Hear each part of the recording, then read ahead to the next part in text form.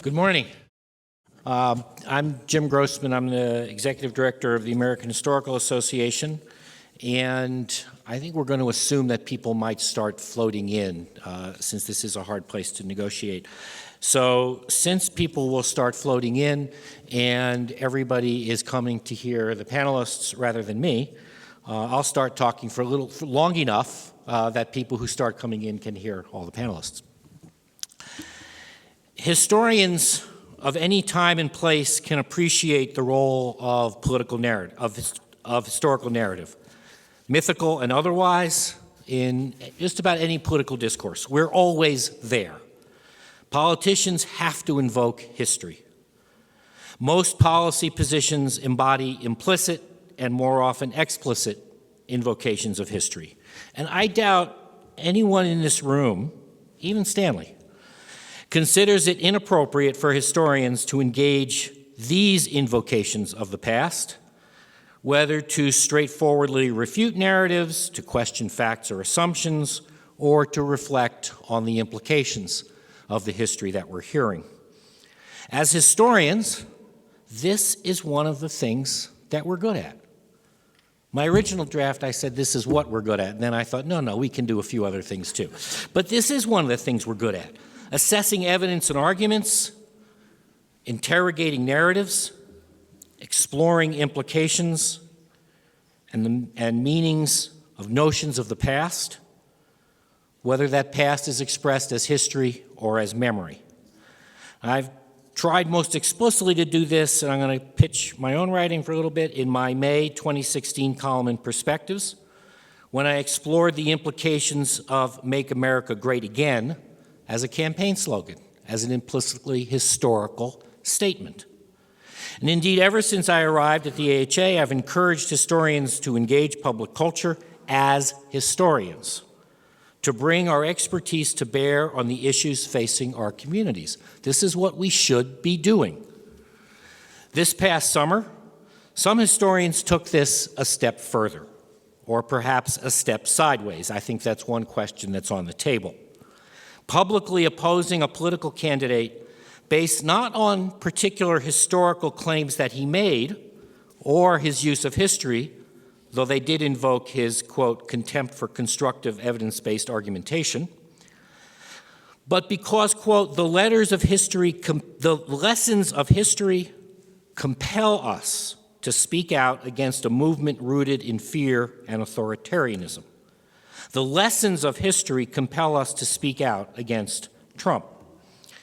This was an open letter published, an open letter that was first on the web as they were seeking signatories in this last summer. And in July, Stanley Fish published an op-ed in the New York Times, very prominently placed on the back page of the Times Sunday Review. Professors stop opining against Trump, charging the historians who had written and were signing this letter with hubris. And I can quote from it, but I'd rather Stanley speak for himself. And by the way, one of the things about this letter is that it eventually had 952 signatories. I looked at them carefully because I am one of those historians who cares about evidence. And actually, a lot of them aren't historians. That's one of the other interesting things.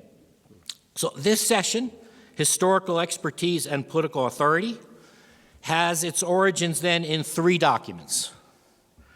The original open letter to the American people, which you can find actually on the web in its final version on November 6th with the 952 signatories, many of them not historians. Stanley Fish's column in the New York Times, and then a subsequent essay in the Chronicle of Higher Education by Jonathan Zimmerman, Why I'm Not Joining Historians Against Trump. So the way we've set this up is that Stanley is going to start and to explain basically his position on this letter and on the political role in general of the professoriate. I think that's probably correct. Okay. John is then going to talk about explain why he would not have signed that particular letter. Jackie will then explain why she did and why many other people would not maybe. And We were supposed to have an additional panelist, Heather Richardson, who was also going to explain to some extent why she also was sympathetic to the people, with people who had signed it. Heather was unable to be here.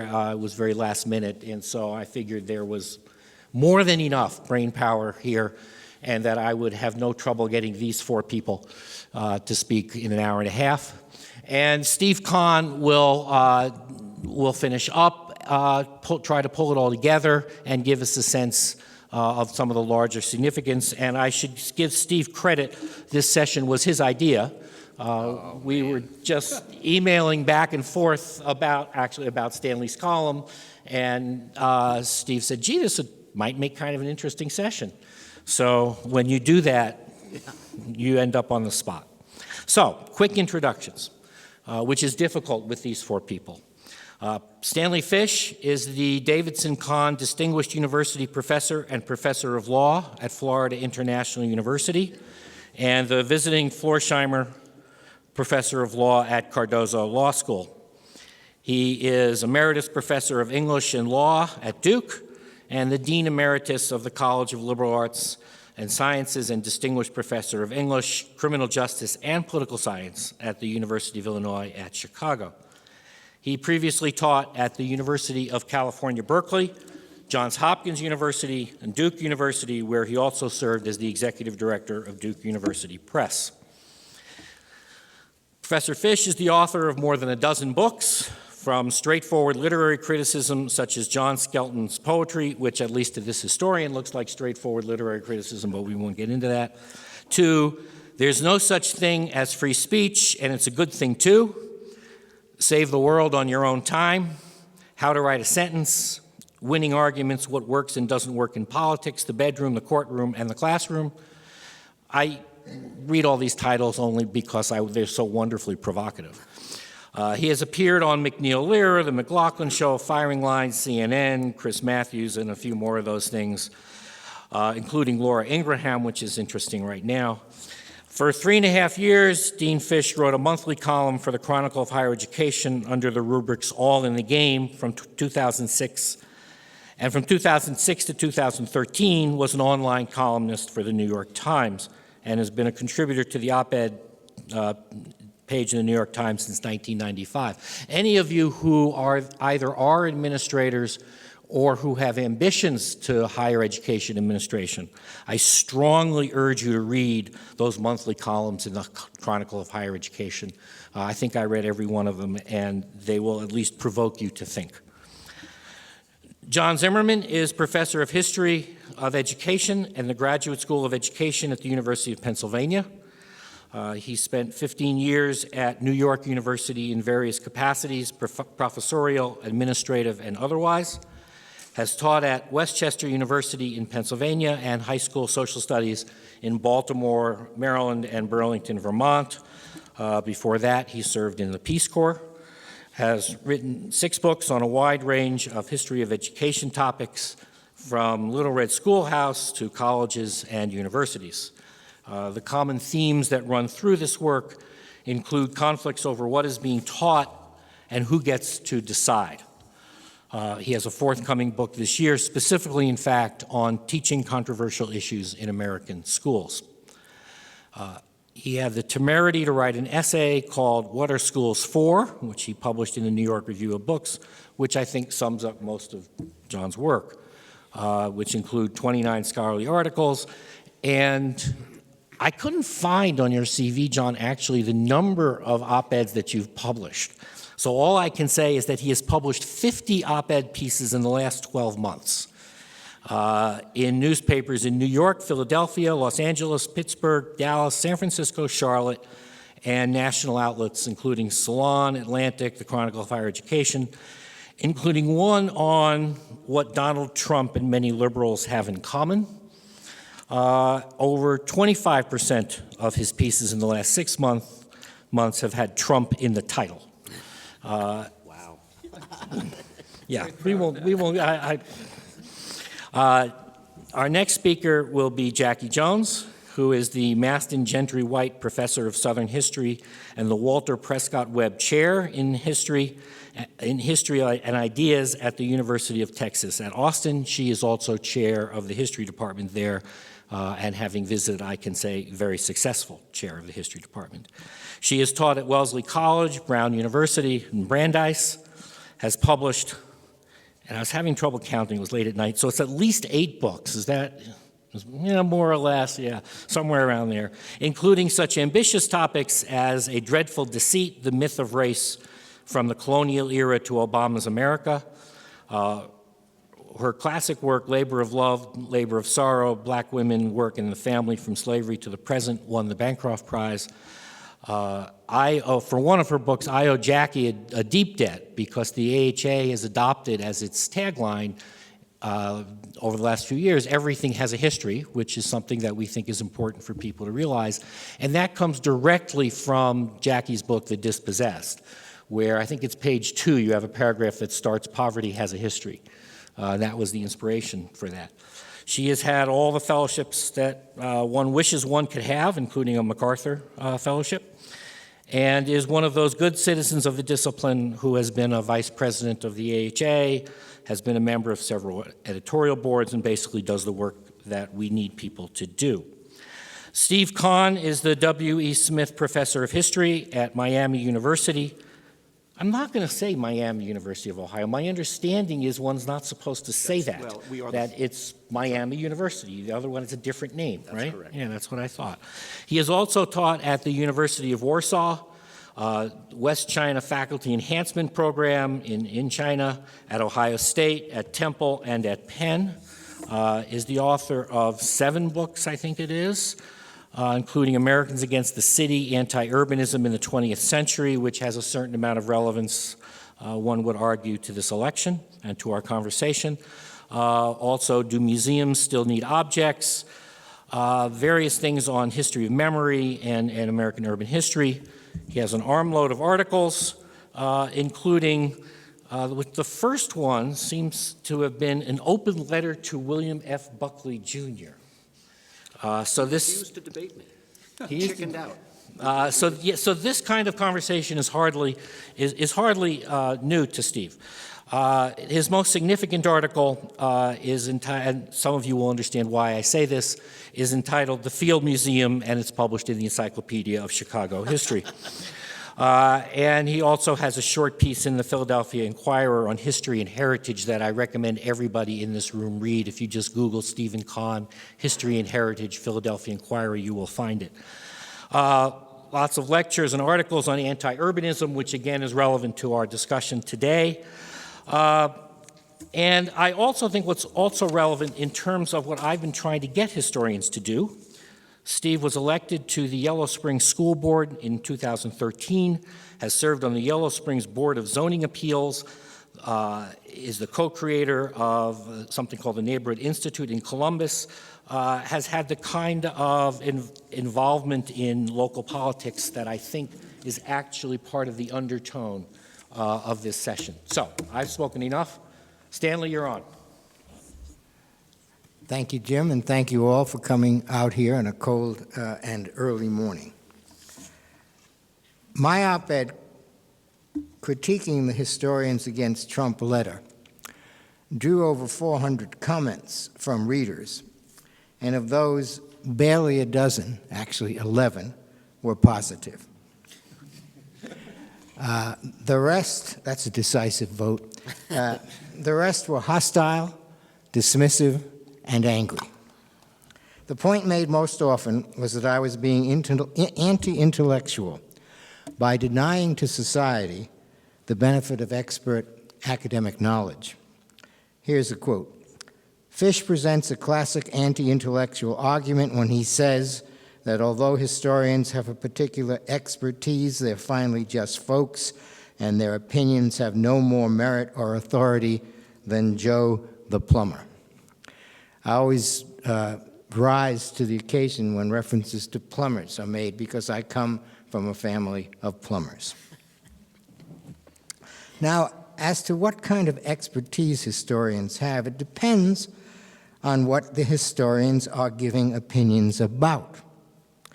If a historian tells me that a candidate's account of the Holocaust is contradicted by the evidence she and her colleagues have amassed, her judgment will have authority because it rests on a base of documented professional knowledge. But if that same historian then tells me not to vote for that candidate, her counsel is without authority because her expertise does not include giving political advice. She is not either Kellyanne Conway or David Axelrod. Being right on a matter of historical fact does not make what you say right or even relevant when the question is, what should citizens exercising their franchise do? This lesson applies to all discipline. A commentator, that is a reader, who is an economist, asks, quote, "Am I not allowed to make fun of Trump when he says that our GDP is negative?" Yes, you are, because the study of GDP and other economic matters is the line of work you're in. But if you take the next step and say that as an economist you are qualified to dispense political wisdom, I will not follow you, because your academic credentials do not extend to that territory. Experts should be deferred to, at least to an extent, when they pronounce on matters that fall within their disciplinary competence, but no deference is due when, on the basis of that same limited competence, they claim to be all-around wise men or wise women. Now, some who sought to refute me offered counterexamples, but the counterexamples made my point rather than theirs. They asked, would the professor say, and I am quoting, that a group of climate scientists shouldn't, on the basis of their specialized knowledge, express opposition to the release of greenhouse gases? Or would the professor say that a group of doctors shouldn't express opposition to smoking? Of course I wouldn't say those things, because climate scientists and medical doctors are qualified to pronounce on greenhouse gases and the dangers of smoking, respectively. Historians, however, are not qualified as historians to tell me what lever to pull when I enter the ballot box. Historians, to be sure, study politics. Analyzing political events that have already occurred is part of their business. But they have no business doing politics, as if it were a natural extension of their scholarly labors. It isn't. This argument, my argument, is not anti-intellectual. It is anti those academics who claim that their academic expertise confers on them a general wisdom. The moment that's point one. Academic credentials fit you to make disciplinary judgments, not to make judgments on everything. Point two, which follows from point one, is that the moment academics parade their credentials in the service of a political cause, they are no longer acting as academics, as people who study things in a manner dictated by the norms and protocols of a discipline. Instead, they have become political agents, and in doing so, have soiled the credentials they wave around like a flag. But don't you do the same thing? A number of commentators to the Times piece asked, quote, Stanley Fish is guilty of the same thing he accuses other academics of, equating his degree and his position with having something to contribute to a broad political discussion. But whatever contribution I make to the discussion is not political. By saying that academics who turn their credentials into a license for giving political advice cross a line, I do not myself cross that line. I am neither doing politics nor giving political counsel. I'm just insisting that a true understanding of what academic work is and is not dictates the conclusion that the writers of the Historians Against Trump letter are no longer performing as academics. And if you were to ask me what authorizes me to reach that conclusion, I would point to the hundreds of pages I have written about the structure of the academy, about academic freedom and related topics. Because the nature and scope of academic work has long been my academic subject, I am entitled by training and scholarship to pronounce on it. Of course, this doesn't mean that my pronouncements are correct. They can always be challenged, only that they are generated by an earned scholarly expertise, while the political views expressed in the historian's letter are not generated. But isn't the writing and teaching of history an inherently political enterprise, asks another commentator. No, it isn't, just as the university is not an inherently political institution. To be sure, historians like political sciences and political philosophers take politics as their object of analysis, and there are any number of questions these academics can ask of that object, including politically charged questions like, quote, does Donald Trump embolden white supremacists, unquote. But while historians are equipped by their training to answer that question, nothing in their training equips them to turn that answer into a political marching order that I should pay any attention to. The undoubted authority of historians to give answers to factual questions about historical events is not a reason to listen to them when they make political pronouncements. And turning an answer to a factual question into that kind of political reason, as the signatories to the historian's letter do, is to be no longer analyzing politics, but to be engaging in it. Finally, there are those who defended the letter by declaring that the world is in peril and everyone has a duty to speak out. So, one commentator writes that while Fish's concerns may be relevant to ordinary times, these are not ordinary times, and historians who spoke out were right in doing so, unquote. The idea is that academic business as usual may be okay when relatively little is at stake, but when we are faced with the kind of danger Donald Trump represents, the usual protocols must be suspended, lest the republic and civilization fall. The response to this argument, apocalyptic argument, was long ago given by Oliver Wendell Holmes. Every idea is an incitement to someone. Therefore, every future possibility, whatever it might be, will be seen by some academics as a justification for setting aside the Academy's norms. The trouble with this line of reasoning, obviously, is that there is no way to cabin it, because there is no accepted measure of what constitutes a genuine crisis. In the absence of such a member, moments of crisis will proliferate, and any distinction between the academy and politics will disappear. Now, for some, that is a dandy prospect and a realization of what the academy should be anyway. Here is a commentator saying just that. We need all academics to stand up against Trump during our every waking moment, and that includes all those moments in which we are teaching our students, unquote. If you resonate to that statement, as I know many do, then the historian's letter against Trump is your cup of tea, and you shouldn't waste your time listening to anything I have to say.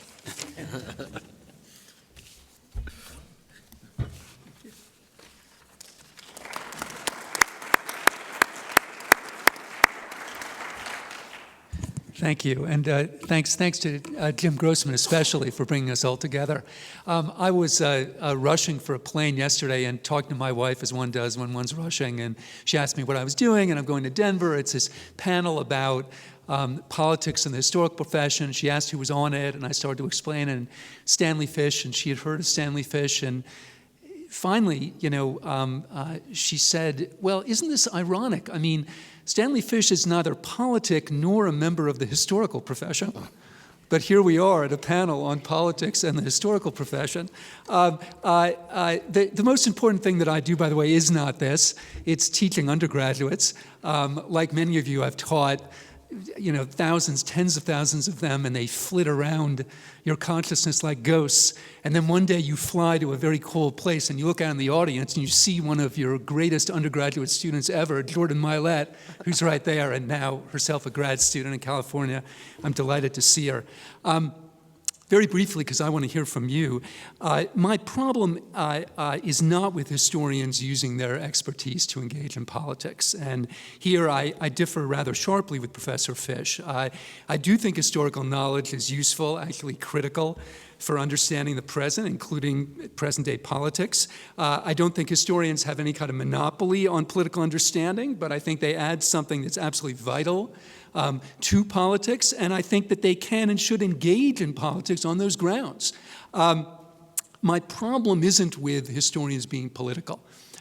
My problem was with the tone and the argument of the specific statement. If you Google my piece and you read it, like all of us, I felt that many of the comments misrepresented what I was saying, but that's what all op-ed writers think. I was in no way opposed to historians arguing against Trump or historians being political, but we are supposed to pay very close attention to words. That's our job. I was especially repelled by the words in the statement that said things to the effect that Trump's candidacy was an attack on our profession, our values, and the communities that we serve. It struck me that that statement reflects what my own students have learned to call the fallacy of the we. We all know X, don't we? And by the way, all those X's, at least where I work, somehow align with liberal credos. We all know that abortion and same-sex marriage should be legal. We all know that race-based affirmative action is proper and just. And we all know that Trump shouldn't be president. Look, I'm a dyed-in-the-wool Democrat. I was in the Peace Corps. My dad was in the Peace Corps. He knew JFK. I'm Jewish. I have a PhD. I'm the most ridiculously cliched Democrat on the planet. I yield to nobody in how repulsed I am by Donald Trump. And I believe quite deeply in all the propositions that I just mentioned. And I also think that I can and do use history to construct and support arguments in their favor. But I do not think that history with a capital H or the historical profession with a capital P supports those propositions. I think that reasonable and decent and informed people can draw from history to come from conclusions that are quite different from my own. It struck me that the statement did not acknowledge any of that. The statement implied or even stated quite directly that anyone who is a serious historian or has thought seriously about this history or respects the canons of the profession must, by virtue of all those things, be opposed to Donald Trump. I'm also an educator, which is why I bridled at the comment in the text about the communities that we serve. Look, one of those communities, it's a big one, are people that voted for Donald J. Trump. They number in the tens of millions. Are you prepared to tell your Trump-voting students that a vote for Trump represents, quote, a campaign of violence against historical analysis and fact? That's what the statement says. It seems to me if you do say that, your students will conclude that our profession is actually something of a sham. That we talk a very good game about listening to diverse voices, which is another term that the statement uses, but we actually drown out or ignore or stigmatize or dismiss or mock the voices that we don't like. Most of all, it strikes me that this statement actually contributes to the worst feature of our current political landscape, which is the unbelievably nasty polarization, especially ideological polarization in this country. Look, I'm sure almost all of you, not all, but almost all of you voted for Hillary. I did. And when I woke up the next morning and I found out that indeed she had lost, I had the following feelings. First of all, disgust, followed by outrage, followed by anger, but most of all in the end, followed by shame. Shame at how rigidly I had isolated myself. Shame for the fact that all of the media I consumed, all of the friends that I hang out with, all of the colleagues with whom I go to meetings, All of them shared my point of view, and so I had completely isolated myself ideologically. As an educator, my job is to try to understand people who disagree with me. And yet, this statement gives no hint of that. That's actually part of our job. If Trump and Trump voters are an attack on our profession and the values and the communities we serve, actually we can't and shouldn't engage in a dialogue with them. They are beyond the moral pale. The statement concludes with this statement that we should recognize the humanity in everyone, but it denies the humanity, or at least the moral decency, of Trump voters. And I think that's indecent. Thank you.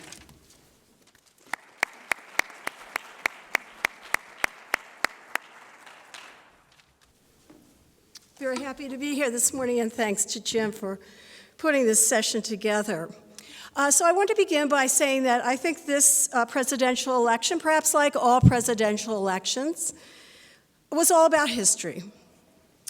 And I wanted to mention 4 specific points here. There were historical precedents for this campaign, and these precedents, I think, can prove instructive in understanding its meaning and significance.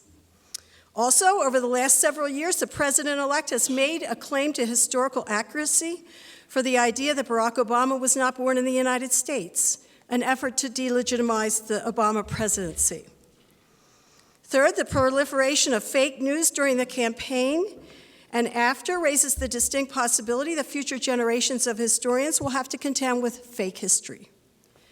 And finally, the president's rallying cry to make America great again bears examination, since he's pinpointed 2 periods, the early 20th century and the 1940s and 50s, as halcyon times for the American people.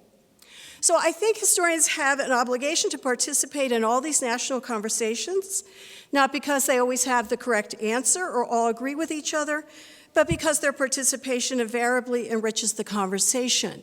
And I'd also like to add that just because we are historians does not mean that we relinquish the duties of American citizenship.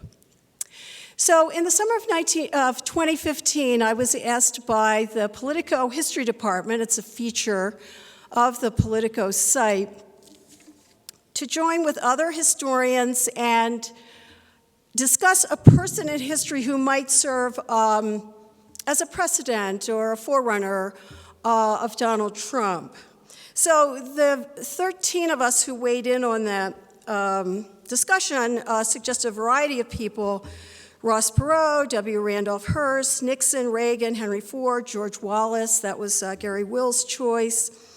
And I've heard other people talk about historical precedents for Trump, going back to the leaders of ancient Rome. Paul Krugman had a column on that. Others have suggested the Medicis, the mafia, and his love of family and loyalty, Berlusconi, and there are others. So, there are wide variety of opinions on this. But in my essay, that was formed by Trump's announcement that he was going to be running for the president, and when he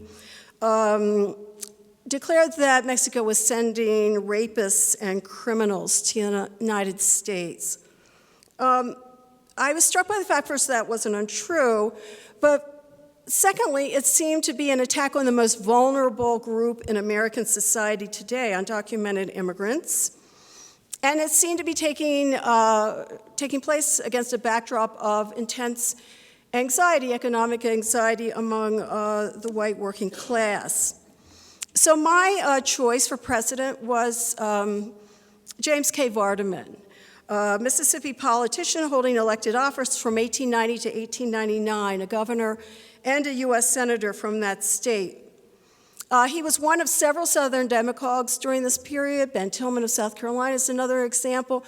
And these men spoke in very harsh, raw rhetoric about African Americans in an effort to deflect from the declining price in cotton, the declining status of white landowners. They were falling into tenancy. Vardaman, for instance, urged his followers to engage in lynching. He was opposed to black schooling and black suffering. He said, I am just as much opposed to Booker T. Washington as a voter as I am to the coconut-headed, chocolate-colored, typical little coon who blacks my shoes every morning. Well, this was a really incendiary statement, even for the time, but it was also an attack on the most vulnerable citizens, or quasi-citizens of Mississippi. They had no citizenship rights, African Americans. Again, within this backdrop of economic decline for the white laboring classes. So I was wondering whether the great historian W.E.B. Du Bois had said anything about Vardaman during this time. And in fact, Du Bois did write an article about Vardaman and others. And he uttered what I think are some very Du Boisian exhortations. He wrote, when out of the seething cauldron a human being is tossed repeatedly to the eyes of men and made prominent, noted, or notorious, it behooves those who watch the world's boilings to study the man carefully and to ask themselves, why has this particular man been forced forward today, and what does his vogue mean to American ideals?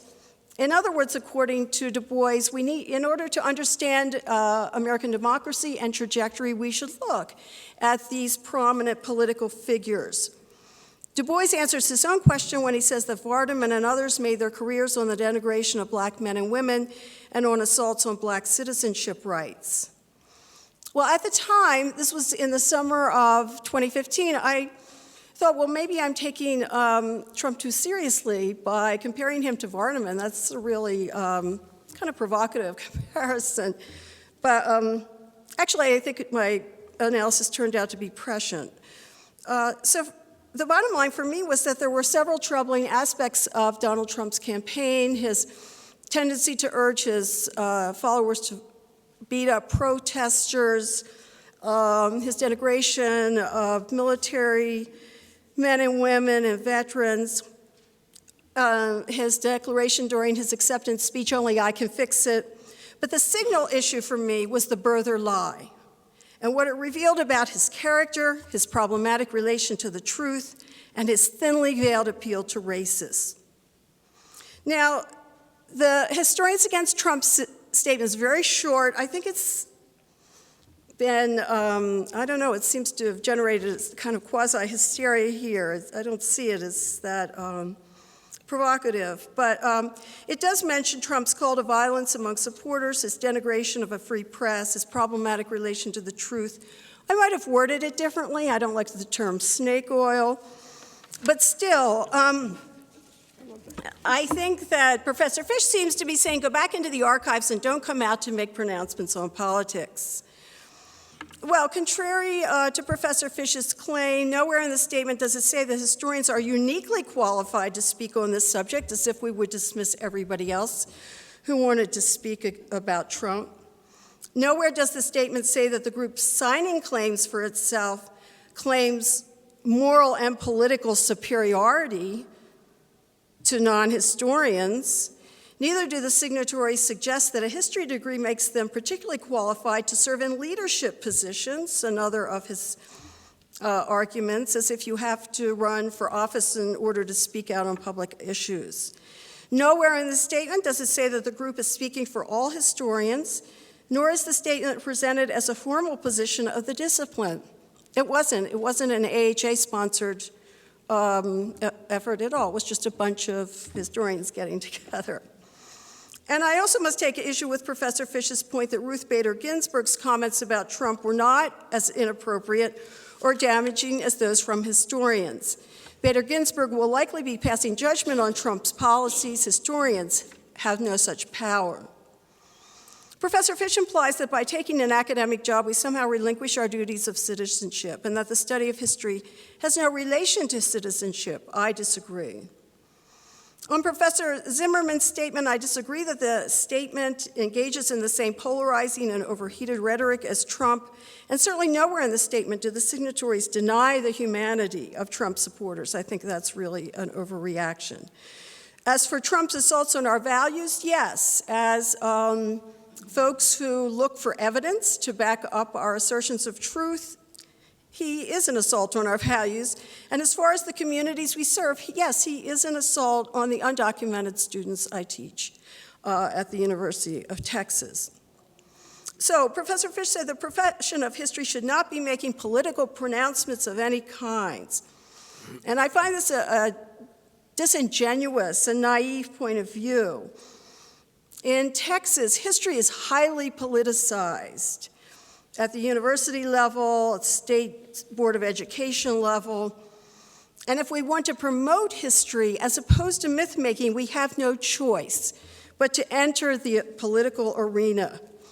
The State Board of Education establishes knowledge standards that mean that textbooks in the state promote an unfettered free enterprise and denigrate anything that the federal government is doing or has ever done.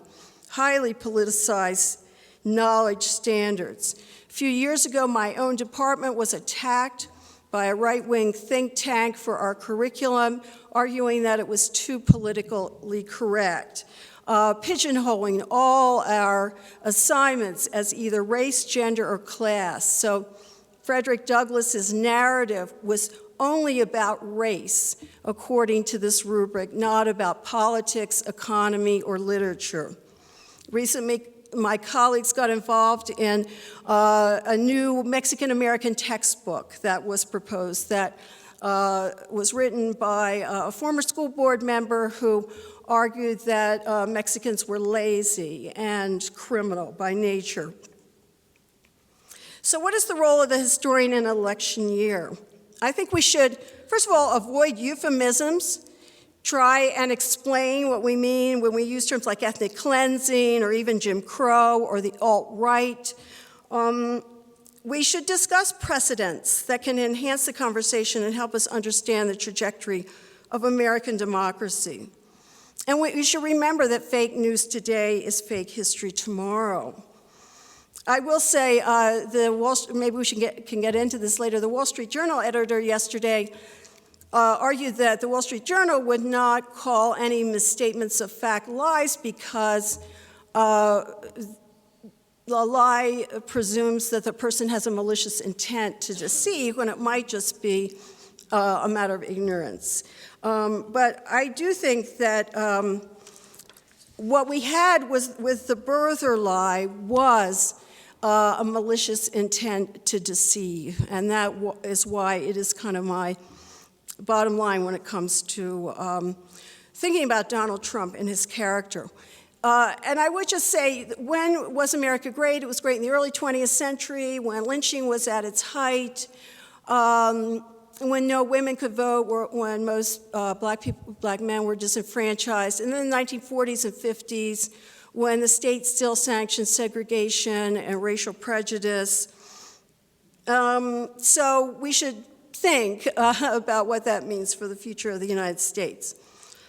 Like most demagogues, Trump lays claim to power via an historical narrative. This was once a great country, and then you fill in the blank with a vulnerable minority, undocumented immigrants, blacks, or Jews, and now we are weak and humiliated in the eyes of the world, and only I can fix it. So, finally, I don't think we should underestimate the interest people in and out of the academy have in history and its effect and its relation to this presidential election. I've been asked to speak formally and informally about the election, and I do quite openly. Obviously, Professor Fish is really not too interested in what historians had to say. We have no claim to authority here. But a lot of other people are very interested in what historians say and what they think the past can teach us about the present and the future. So, in conclusion, that citizenship in a democracy demands an informed and responsible electorate.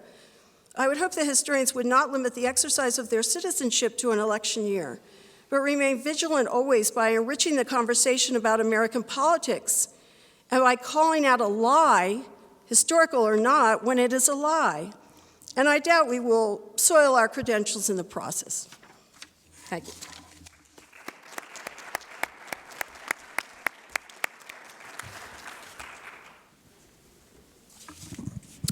Good morning. So Jim outed me a moment ago as having something to do with the creation of this panel, and so for my sins, I've been asked to sort of wrap things up a little bit, which seems, I don't know, a little unfair this early and with all of this that has just preceded me, but I'll do my best. When I sat down to sort of collect my thoughts about this roundtable on historical expertise and political authority, I found myself haunted by a set of voices. The first of these was my old dissertation advisor. When I first started writing for the general public about contemporary politics and culture, and I should say for a moment that I've done quite a lot of that, but orders of magnitude less than John. The Russians are fond of a word which translates graphomania, and I think John has fallen into that category. But when I first started doing this kind of writing, mostly on op-ed pages, he said to me, Steve, look, you shouldn't do this. Historians have a hard enough time with the past. We're terrible at dealing with the present and the future. And I said, fair enough, but we're no worse at it than economists, only we get paid a lot less. So my advisor and I agreed to disagree over this point, and we still do. But I'm not actually here to defend the proposition that historians have a lot to add to our present political debates. I take it as self-evident that historians with their particular expertises ought to be part of the public conversation, and I won't rehearse all of the reasons I think that's true. I think you've heard much of that already. If nothing else, the political discourse abhors a vacuum even more than nature does, and if historians don't help to fill it, we'll just have to listen to more economists, and I just don't think I could stomach that. So in that sense, I've come here today neither to bury Stanley nor to praise him. I want to assert that I simply want to defend the idea that we do have a disciplinary expertise and that authority ought to come from it. The question, therefore, it seems to me, is not whether, but how we use our expertise to engage with people outside this room in ways which are persuasive and effective. And so I should say at the outset that I didn't sign the Historians Against Trump document because it never came over my electronic transom. Had it, I probably would have put my name to it, but without a whole lot of enthusiasm, largely I think probably as a reflex. As I read it, and I don't disagree with John on this, the statement is neither persuasive nor effective, and it has much of the choir preaching about it. It put me in mind, another of these voices in my head, it put me in mind of something that former U.S. Representative Barney Frank wrote in his recent political memoir. After many, many years in public service, he formulated a rule, and it went like this. If you care deeply about an issue and are engaged in group activity on its behalf that is fun and inspiring and heightens your sense of solidarity with others, you are most certainly not doing your cause any good. And so it is, I fear, with many political declarations issued by academics these days. They may serve as a kind of witness in some vaguely Quaker sense of the term. They may make us feel good about ourselves, but you'd be hard-pressed to make the case that statements like these do the cause any good. Thinking about how to communicate historical expertise to the non-academic audiences with effectiveness, I also found myself haunted, and yes, you knew this was coming, by Carl Becker and his address in 1931. Yeah, I'm sorry, Jim. You read Every Man His Own Historian in graduate school, and you get to that famous line, berate him as we will for not reading our books, Mr. Everyman is stronger than we are, and sooner or later we must adapt our knowledge to his necessities. You read that and you vow to do better. Years later, you teach the essay and you realize you haven't.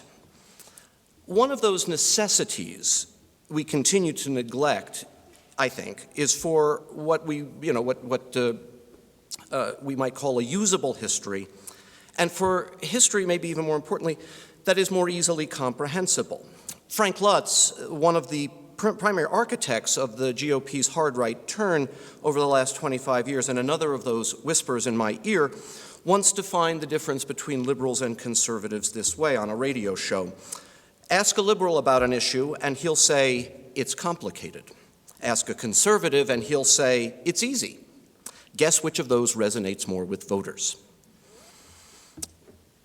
As you attend panels this weekend, count the number of times you hear the phrase, "I'd like to complicate, ... Or better yet, turn that into a drinking game and see how you stagger through the convention center afterwards.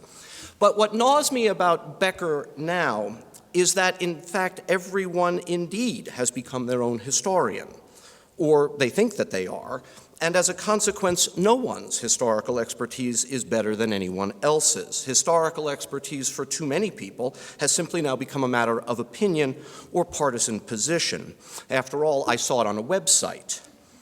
We may bear some measure of responsibility for this, whether through some post-structural commitment to the impossibility of truth, to our insistence that really everything is somehow political, and therefore every statement is merely a political posture, or to some self-effacing Lake Wobegoниsh deference that we really aren't better than anyone else after all. In any event, as we have proclaimed the wisdom of the bumper sticker, "Question authority," we may have lost the confidence to speak with authority about what we know and how we know it.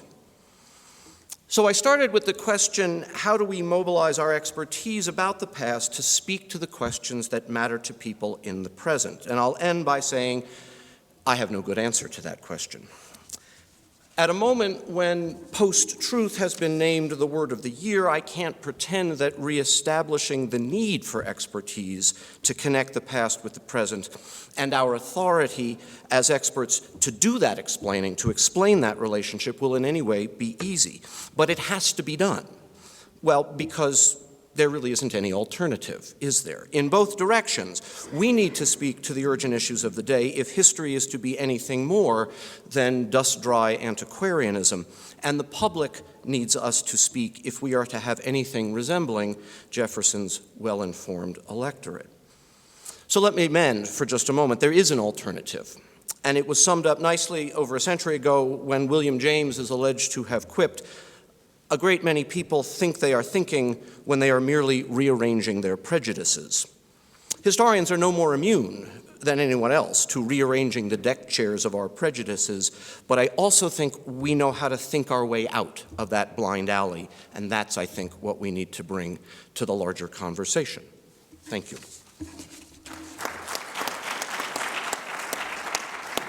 Okay, before we move to the audience, I want to at least give everybody on the panel a chance to respond to anything that anybody else on the panel had to say.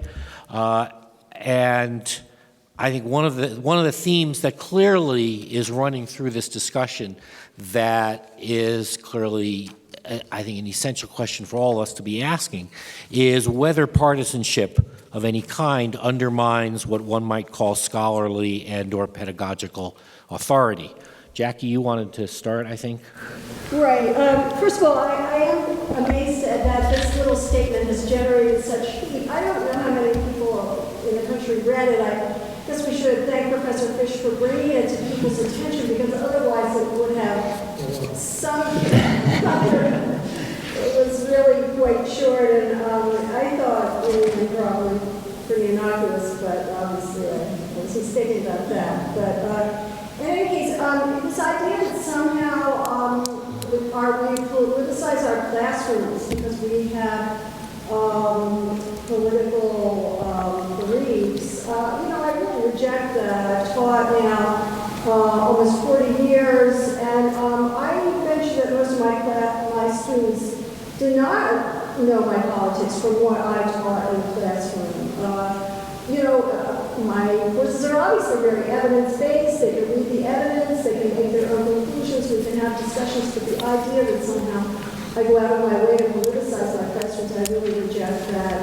And also, the idea denying the humanity to Trump supporters. If you go back and look at the dispossessed in the early 1990s, I was quite prescient there about the struggles of the white laboring classes and how distressed communities around the country were suffering at the fact that neither the Democrats or Republicans were responding to the global economy and its ill effects on these groups. So, again, a lot of assumptions based on a very short statement about the beliefs of the people who signed it. Yeah, okay. First of all, I, like everyone else in this room, believes in expertise or in the authority of expertise. I am an expert on the poetry of John Milton. I'm also an expert on academic freedom, having written extensively on both subjects. However, the degree of my expertise in those or other subjects does not commend me to you as the giver of political advice. As far as I'm concerned, Historians Against Trump has just about as much authority, given the title of the letter, and perhaps less than Plumbers Against Trump.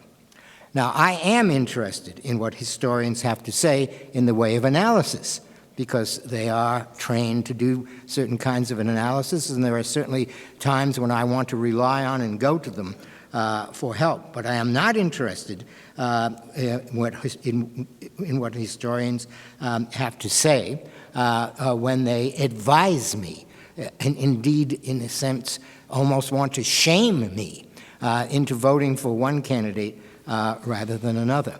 My position is larger, as many commentators to the column noted, than the narrow focus of my response. I'm talking about the relationship of the Academy in general to political matters. Two easy examples: the divestment of fossil fuels movement, or the divestment from stocks related in some way to the State of Israel. These are very bad ideas. These are very bad ideas not because Israel is a beacon of freedom and light, or because the fossil fuel industry is benign. They're very bad ideas because that's not the business that we as universities are in. Drew Faust, the president of Harvard, said it perfectly when she resisted the demands that the Harvard divest from fossil fuels. She said, Harvard is an academic institution. Its endowment is designed to help its academic programs and not to make statements on social policy or social justice. As for what has happened in Texas, it's certainly true that people who feel threatened in their professional spheres by political action should enter the political arena in order to beat back that threat.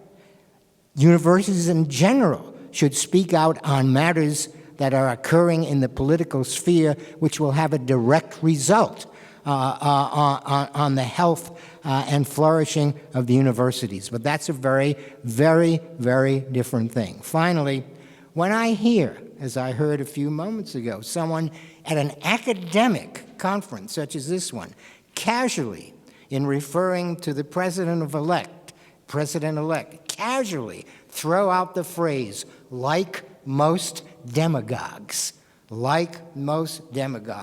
know that at that moment at least, I am no longer at an academic conference.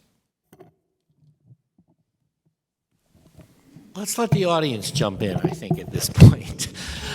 We have 25 minutes left, and I certainly have more questions to ask my colleagues, but I'm sure many of you do as well. So, yeah.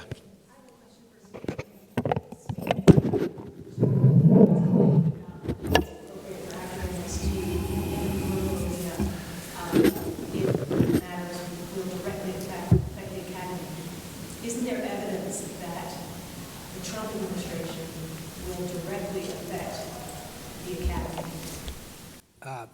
If there is evidence, the evidence right now would have to be evidence on the order of speculation. That is, if policies that originate either in the Department of Education or from the Trump administration in general, if those policies then are clearly perceived by members of the Academy and by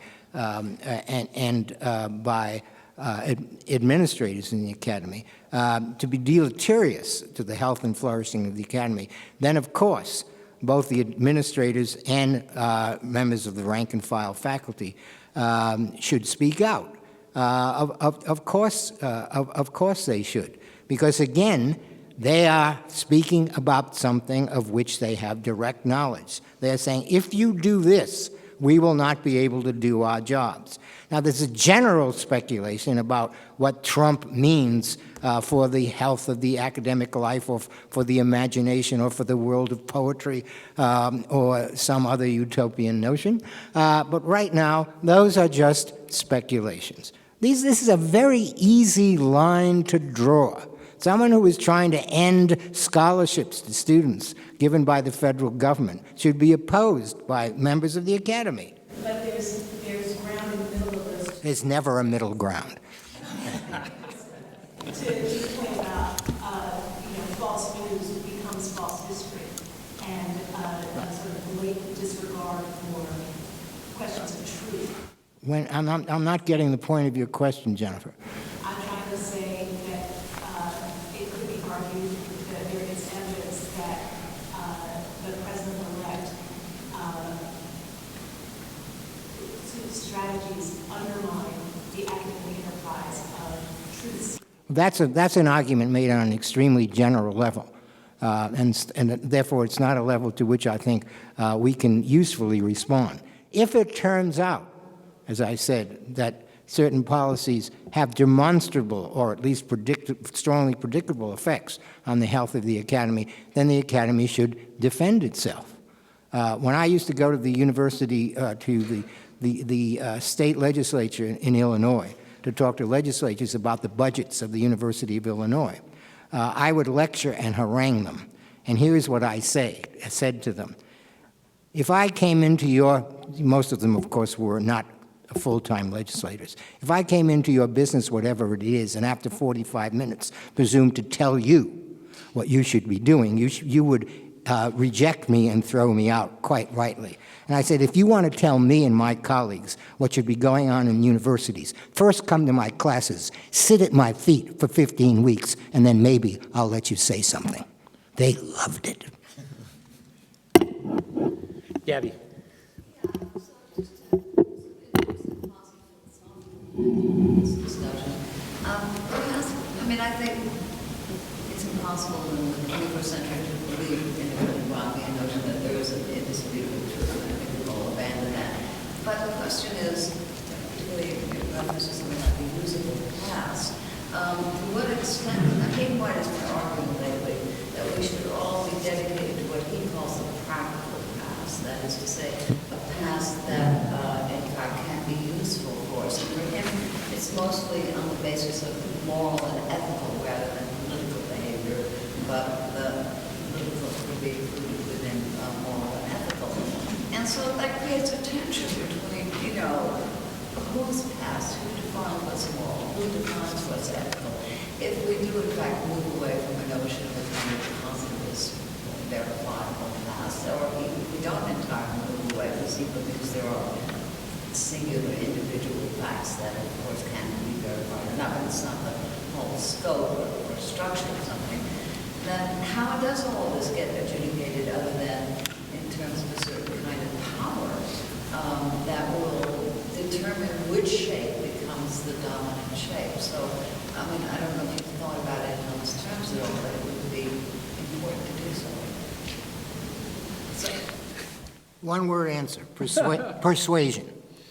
Persuasion is what is left after all, and persuasion was always what was left. But there are dominant paradigms at given moments. So, yeah, and, I think one of the things that historians have been very successful at doing is to, and Jackie alluded to this a moment ago, we've torn down a number of myths. Right? We like to make a distinction between somehow the historical realities and the myth-making that goes on.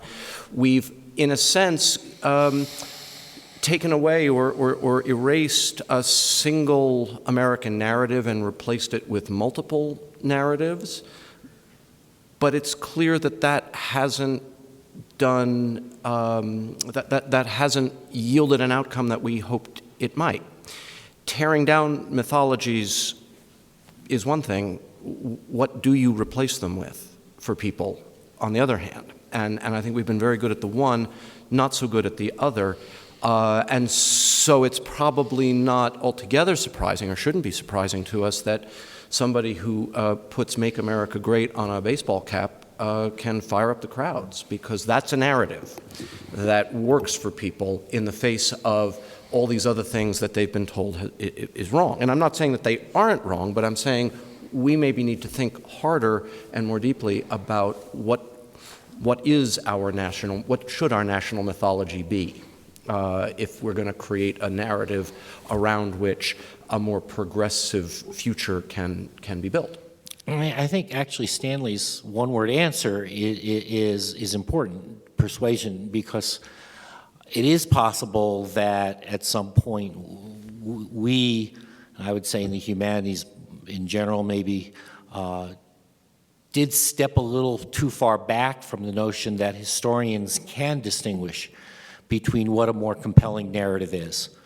That it is a matter of persuasion, and persuasion for our discipline is based upon evidence, it's based upon the way we use evidence, and I think we are still committed to the notion that some narratives are more compelling than others based on the use of evidence, and that's where persuasion should matter. We were talking about analysis and this idea that historians or academia should get involved in political discussions. The divestment of fossil fuels. The analysis shows that the fossil fuels are creating global warming. I agree. And so as academia, if we do nothing, we are making a choice to be complicit in that. You're making no choice. You're doing your job. You're doing your job. No choice in itself is a choice. No, it is not. That's like the everything is political mantra, the most stupid thing that's ever been said in the last 25 years.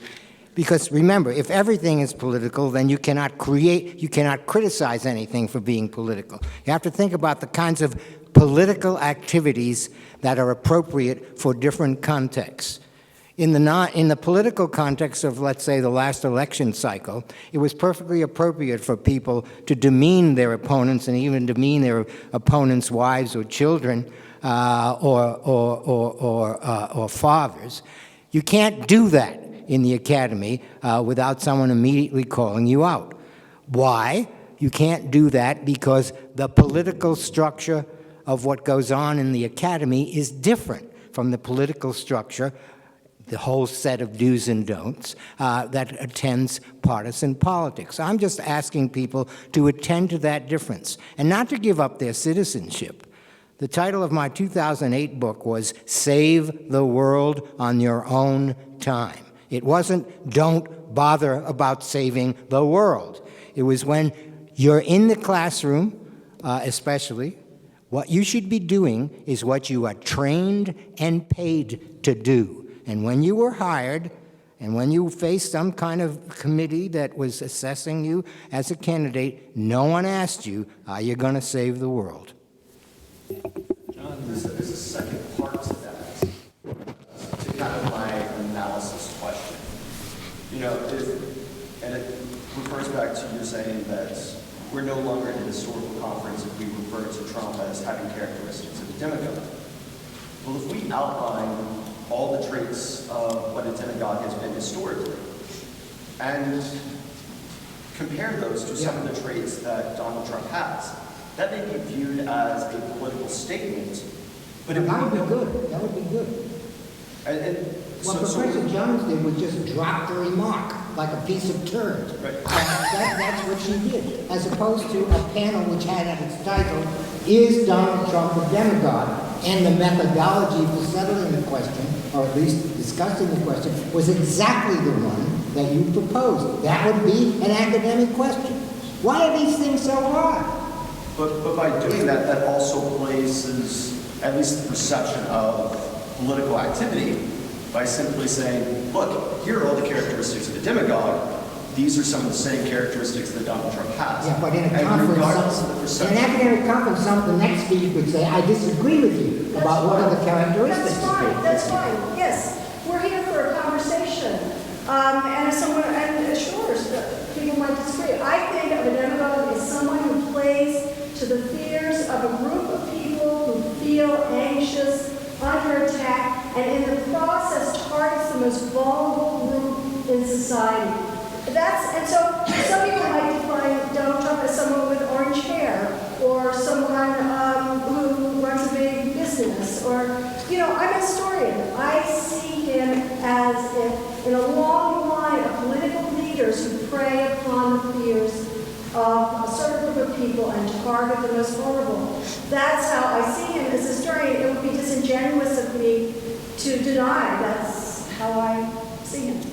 But Jackie, do you think somebody as informed as you, who spent as much time as you have thinking about the issues of demagoguery and everything else, could come to the opposite conclusion about Trump? Somebody with every bit as much knowledge, reason, goodwill as you? Sure. Yes.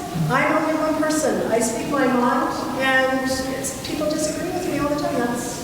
That's fine. Let's talk about it. Let me see your footnotes the way you look at my footnotes. Let's talk about the evidence. No, I'd just like to pick up on the comment about climate change, because I think it ties in with what Steve... Which is a historical question, by the way. People forget that. Climate change is actually a historical question. Absolutely, right? It changes over time, right? We knew that. It seems to me, to go back to Gabriella's point, the founding faith of any discipline, of all scholarship, is we can get closer to the truth. We won't always get there. The capital T truth, right, going, of a Ronchian kind, we've done away with that, but it doesn't therefore follow that every claim to truth, right, has equal validity. I think the way it connects to climate change is that I think the thrust of the question is that we see, and Steve alluded to this too, we see expert authority under challenge in all kinds of ways. Right, that are ultimately destructive to our political discourse.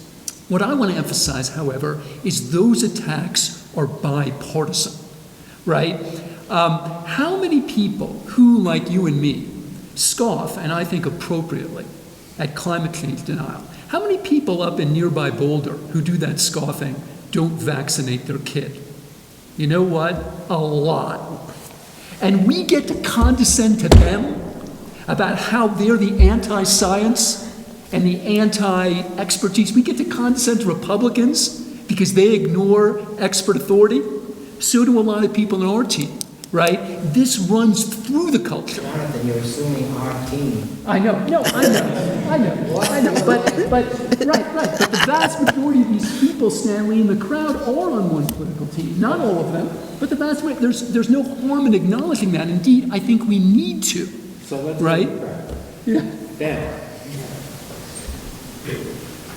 This is a question for anyone on the panel, not only Mr. Fish. When, if ever, does persuasion become demagoguery? In 30 seconds or less, Dan, you want to take that? Well, demagoguery usually involves over-the-top heated rhetoric. It involves false charges against a group. It involves scapegoating. It does not involve reason. It does not involve evidence. It appeals to the passions. It fires up the crowds. It presents a strong man, only I can fix it, as the savior. These are some of the characteristics of demagoguery which do not have anything to do really with persuasion. And let me suggest that anybody who's interested in this, because we are a scholarly society, we are meeting in Washington next year. Go find yourself one or two other historians who have written on this, and then find yourself someone in the discipline of rhetoric, and put together a panel, because I think it would be a great panel. Well, I have written on it. There you go. So it's not a scholarly convention. Winning Arguments is all about this. And in one part of it, I talk about the efforts ever since the pre-Socratics to distinguish between good persuasion and bad persuasion. Forget about it. The distinction between good and bad persuasion depends on what side you are on when the dust settles. If you have lost and the technique of persuasion used is bad. If you have won, the techniques of persuasion used to gain your victory are good. And that's all there is to it. There's only persuasion. Good and bad persuasion is a political judgment. There is no mechanism, although every rhetorician from the beginning to the present time has been seeking one. There's no mechanism for distinguishing between the good persuader and the bad persuader. Joy? I just wanted to thank Stanley and Jonathan for their comments because they perfectly articulated what my experience has been over the past year in the Midwest of the United States. And I can say that, hopefully you won't judge me for this, but the majority of my family and friends voted for Trump. And I spent an entire year debating, talking, arguing heatedly with them over this question and bringing out historical examples and comparisons. And I realized slowly that they did not want me to tell them what to think. They wanted me to express my opinion and leave it up to them to figure out what to think. So, in some respects, I look at my job as a historian as to teach my students how to think, and I think in the election cycle, what I decided to do was to just bring forward evidence based upon what I was hearing in the media and bring forward historical evidence and just give it to people without too much of a comment because it wasn't working. And I realized that I was being lumped into this group of academics and my family and friends who feel like we are elitists telling people what they should be doing or should not be doing. And so I had a personal experience kind of with what you guys were saying, and I just really appreciate it. Thank you. The corner. Conn. Let me answer your criticism. Who is authorized to speak on politics? You're saying that academics are not going to do so. Who's trained and paid to do so? So who should we listen to since we're not qualified? Oh, you should listen. You should listen to historians when they tell you, for example, that, as I said in my presentation, that a candidate's account of historical matter is incorrect, and here are the reasons why that account is incorrect. You should certainly listen, but at the moment when the historian then says, therefore I'm telling you, don't vote for that guy or vote for the other person, you've crossed the line. It's very simple. There's somebody out there, people out there who are being experts telling you how to vote. Yeah, they are. They're the people like us that I named two. Kellyanne Conway, David Axelrod, political consultants, etc. People whose business it is to both mobilize and lead voters. You might think of, you might also have another category of inspirational political leaders, a group of people who are in the history of the human race, numbers perhaps a dozen. So it's kind of difficult to point to them. I think I agree with the distinction that Professor Fish is trying to make between historians as such and citizens speaking about politics. So I think we should listen to each other as citizens when it comes to national politics. So the group that Conn is asking about includes everyone, should include everyone, without any distinctions about expertise. But the question I wanted to ask is about the different levels of citizenship that we as historians might participate in. For example, aren't we also citizens of our universities, of our profession? And doesn't that give us, as a citizen of my university, surely that gives me a responsibility to engage in political economic choices that the university makes about how it invests its money, for example. At that point, within that institution that I'm part of, if there's any kind of faculty governance or any kind of collective polity within the university, then it is my responsibility and it is my job to say, this is how I think we should invest our money or not. I mean, that's separate from using my historical expertise on a national level. No, it's the same thing. It's absolutely the same thing. I am, you might not be surprised to hear, no fan of shared governance. But if there is shared governance, then decisions like whether or not certain, 4 colleges should be merged into 2, or whether or not we should set up a new computer center and stuff like that, those are decisions in which faculty members might express an interest. But as far as, let's say, divestment from fossil fuels or where the athletic department buys its sneakers, Those are entirely economic decisions, and to make them decisions on the basis of which, to make them decisions about which faculty members vote is in fact to ask faculty members to make political judgments. Well, so, as I'm listening to some of this, one of the things that You're not listening to all of it. I'm not listening to all of it. No, I've dozed off at some point. I can't remember where that was. One of the questions that that is occurring to me is what exactly is the relationship between the academy and the rest of society? And there is a tension because, on the one hand, the university, as we all know, kind of grows out of the monastic model. So are we a monastery? Or are we, if we run back to Wisconsin 100 years ago, are we a laboratory for democracy? And I think that when John, sort of picked up the point that expertise of all kinds is under attack from lots of different directions these days, well, the single largest home of experts in this country are at colleges and universities. And so implicitly and often directly, universities and higher education have found itself under attack.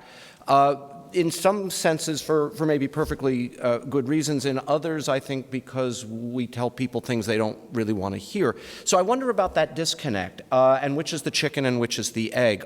Did we somehow wall ourselves off from the rest of society and therefore find ourselves increasingly repudiated? And like Jackie, I've spent my career teaching at state institutions where the dynamics here get even more complicated when you have to trot down to the legislature for your semi-annual flogging, or have we somehow not engaged a public which wants us or needs us, or I'm not sure exactly, but I think rethinking this question of what is the academy's role in a democratic society is an important one to ask. We haven't walled ourselves off enough. The only thing I'd add, picking up on Steve's comment, is that in this institution, that is, the place we credential expertise. Going back to his nod to William James, our method is the method of discussion. And so if we want to be faithful to that, our job as scholars, as educators, as members of these communities is to find ways to promote maximal discussion of all of these questions. I have found at the two institutions I've worked at most recently, NYU and now the University of Pennsylvania, that there's almost no sustained discussion about the results of the election. The discussion, such as it is, has to do with just competing versions of what went wrong. And I've become so frustrated with that, how narrowing that is intellectually, that what I'm doing at Penn is, next semester, I'm creating 2 public forums with Cairn University. You've probably never heard of Cairn University because it used to be Philadelphia Bible College. I didn't know it had changed its name until I started to investigate this myself. But we're going to have one forum there, and we're going to have one at Penn, where both students and faculty are going to try to explain why they voted for the person that they did. Because I discovered that at Penn, it was absolutely impossible to have that discussion. The simple question of who should have won. And it seems to me that's deeply, deeply problematic to the entire institution. The other thing I just want to add, something that hasn't come up that I think is very important to this whole discussion, has to do with the great work of our fearless leader, Jim Grossman. I think the best executive director AHA has had since I became a historian, especially in his work on Beyond Plan B. That whole discussion, I think, is very cognate to this one, or should be. Beyond Plan B being, not everyone who trains to be a historian now is going to have a job like I have, right? We might want it to be so, but it will not be so. What that means is they are, by definition, by necessity, going to have to engage a massive array of different audiences that historically, to use a loaded adverb, our profession hasn't engaged. So, the question Steve was raising about our role in a democracy, there's a philosophical and a political dimension to that discussion, but there's also an instrumental one, right? Just in terms of professional self-preservation. One way of answering the question is, unless we do that, we actually won't be a profession at all. I'm going to have to cut off discussion. It's 10 o'clock. The session ends at 10 o'clock. And Because this place is cavernous, it takes people forever to get from one place to another. It's not fair to next sessions. I'm going to take about a minute and a half, the privilege of the chair, for a few final comments. One of them is one of the issues that's been raised here clearly is what the proper role, not only for historians is, as individuals, as groups, as members of the faculty. This also raises the question, quite frankly, of the AHA's role. And because our policy on the AHA issuing statements is now a decade old, and anything that's a decade old is worth revisiting. So please, those of you who are interested in this issue of when historians should speak out and when we shouldn't, please go to our website, take a look at that statement, and email me if you have any thoughts. Second is I do want to pick up on Jackie's reference to the last chapter of The Dispossessed and recommend to everybody here that they read it. There's a wide variety of reasons why you should read that chapter. It's prescient, I think, in more ways than Jackie suggested. And I also just want to quickly throw out the notion of what happens to this discussion if we try to parse the difference between discipline and profession. That as historians, we are trained in a discipline, which is a particular way of thinking, historical thinking. Profession is what some of you do. Some of you are, well, all of you have professions, I assume, but some of you are faculty members, and you have a role in the profession as faculty members. That is your profession, college teacher. And one could argue that if, without making crass distinctions, crude distinctions, that thinking about the difference between what one's profession is and what one's discipline is in terms of ways of thinking might help, I think, to sharpen some of the debates that we've had. Thank you very much for coming, and please, I hope you head off to more sessions as well.